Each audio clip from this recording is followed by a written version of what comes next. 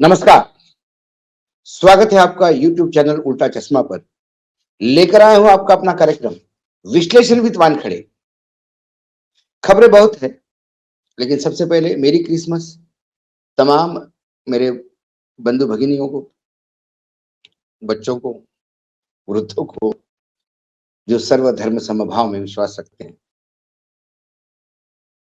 खबरें बहुत है, लेकिन कुछ खबरें ध्यान आकर्षित करती हैं और अक्सर लोग ये आरोप लगते हैं कि आप सरकार के खिलाफ बोलते हो, आप नेगेटिव बोलते रहते हो। लेकिन जब खबरें सामने पड़ती है, जब मक्खी सामने हो तो निवाला जाएगा कैसे गले के नीचे? वही स्थिति हमारी हो जाती है। जब खबरें सामने हो तो उसका विश्लेषण करना, आपके सामने लाना एक कर्तव्य समझते हैं, इसलिए फिर सवाल उठते हैं सरकार पे ही। मैं हमेशा कहता हूं कि हमारी सरकार की प्रायोरिटीज अलग, प्राथमिकताएं क्या होनी चाहिए और प्राथमिकताओं में कैसी गड़बड़ी होती है, इसका सुंदर उदाहरण मैं आज के एक अखबार के सबसे पहले पन्ने की खबर और सबसे आखिरी पन्ने की खबर से आपके सामने रखना चाहूंगा। खबर यह है कि गवर्नमेंट ऑफ गुजरात में वाइब्रेंट गुजरात जल्दी होने वाला है।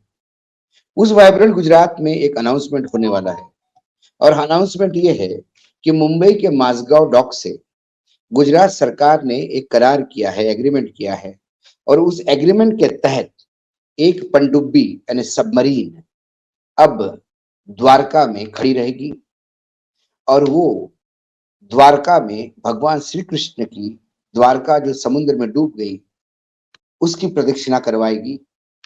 वो 300 फीट नीचे गहराई तक पानी में ले जाएगी। 35 टन वजन की ये पनडुब्बी, इसमें 30 लोग बैठ पाएंगे, 15 एक साइड पे, 15 दूसरे साइड पे। पूर्ण दिशा में कांच लगे होंगे, जिससे आप प्राकृतिक सौंदर्य, समुद्र के अंदर का जीव जंतु, जो कुछ अवशेष तथा कथित कहा जाते हैं द्वारका के हैं, वो अवशेष आप देखे जाएंगे। आपको परिक्रमा करने का एक आध्यात्मिक सुख मिलेगा। इस जो पनडुब्बी है, इसमें जैसे कि मैंने कहा 30 लोग बैठने की जगह है। एक गाइड होगा जो आपको बताते जाएगा। साथ में वहां पे 2 गोताखोर होंगे साथ में। यदि कुछ गड़बड़ हो गई तो वो बचाव का कार्य करेंगे। मेडिकल किट होगी, वहाँ कम्युनिकेशन की लाइनें होगी, वहाँ पे बाहर के दृश्य अंदर के स्क्रीन में भी दिखाई देंगे। आपको रिकॉर्ड करना हो तो रिकॉर्डिंग की भी फैसिलिटी है। 2 घंटे की ये परिक्रमा होगी।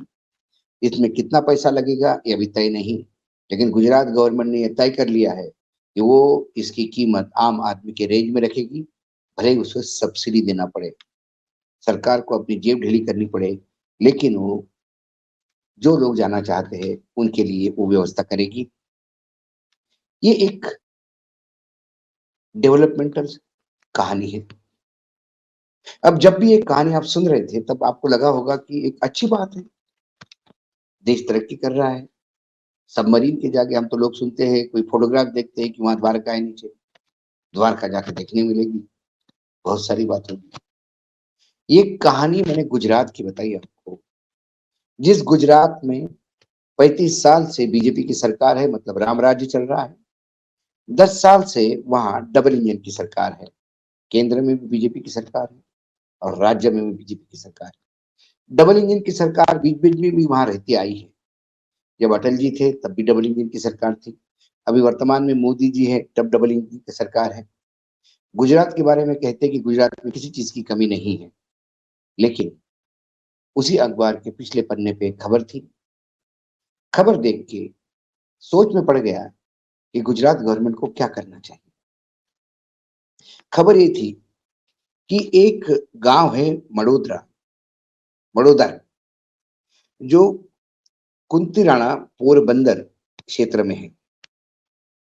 गांव में किसान रहते हैं, जैसा कि हर गांव में होते हैं। उनको शहर जाने के लिए जो रास्ता है, उस रास्ते में एक वाटर बॉडी पड़ती है, पानी का जलाशय पड़ता है। उसे क्रॉस करने के लिए उन्होंने एक जुगाड़ बनाया है। एक लकड़ी का प्लेटफॉर्म है, राफ्ट कहते हैं उसको, आप कह सकते हो। उस पे वो बैठते हैं और रस्सी खींचते हैं और राफ्ट उधर जाता है। राफ्ट की रस्सी इधर पड़ी रहती है। जब उधर से कोई आता है तो वो रस्सी खींच के राफ्ट को इधर लाता है। और ये जुगाड़ गांव वाले जाते हैं, क्योंकि यदि वो रोड से जाएं तो 16 किलोमीटर का लंबा फासला उनको करना होता है। कई जगह गांव में लोग साइकिल से जाते हैं, कई जगह लोग पैर पैर जाते हैं। उन्हें वो सुविधा नहीं है मोटरसाइकिल कार की कि चलो 20 किलोमीटर का एक लंबा चक्कर भी हो गया तो क्या हुआ, रोड से तो चलेंगे।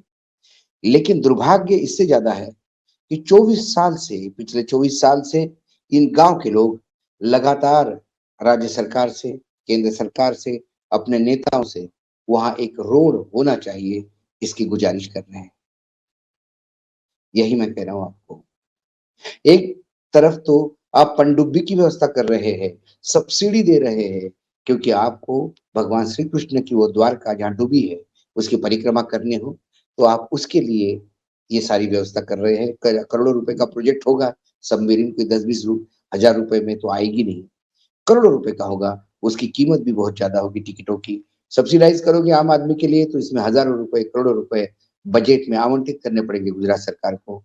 लेकिन गुजरात सरकार की प्रायोरिटी क्या है? बाहर से आने वाले दर्शन कर यात्रियों को और जिनका आस्था है भगवान श्री कृष्ण में, सभी की है, वो पनडुब्बी की व्यवस्था करना या इस गांव के जलाशय पे रास्ते की व्यवस्था करना, ये अहम सवाल इस देश में कई सालों से चल रहा है। तो खासकर 2014 से हम अपने प्रायोरिटीज को लेके परेशान हैं कि हमें समझ में नहीं आता कि हमें प्रायोरिटीज क्या है। यदि पिछले कुछ सालों से देखा, काशी विश्वनाथ कॉरिडोर, महाकाल लोक, अयोध्या केदारनाथ सोमनाथ द्वारका कॉरिडोर, इन प्रोजेक्ट में हजारों लाखों करोड़ रुपए लगाए जा रहे हैं।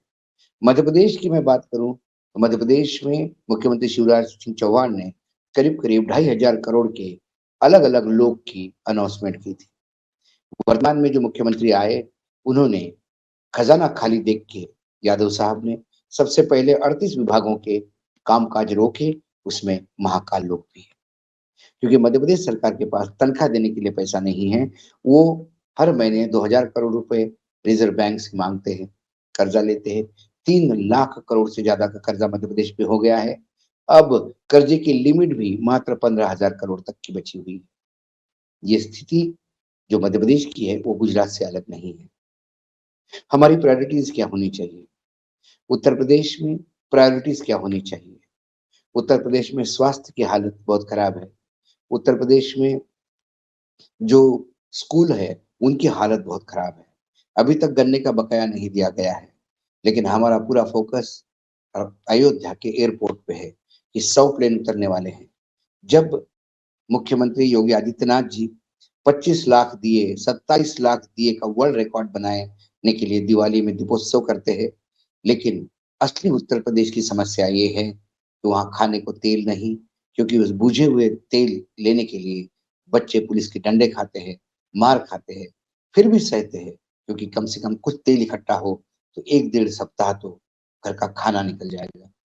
जिस उत्तर प्रदेश में खाने को तेल नहीं हो, वहां दिए में तेल डाल के मुख्यमंत्री कहाँ कौन सा पुण्य कमा रहे हैं, ये पता नहीं।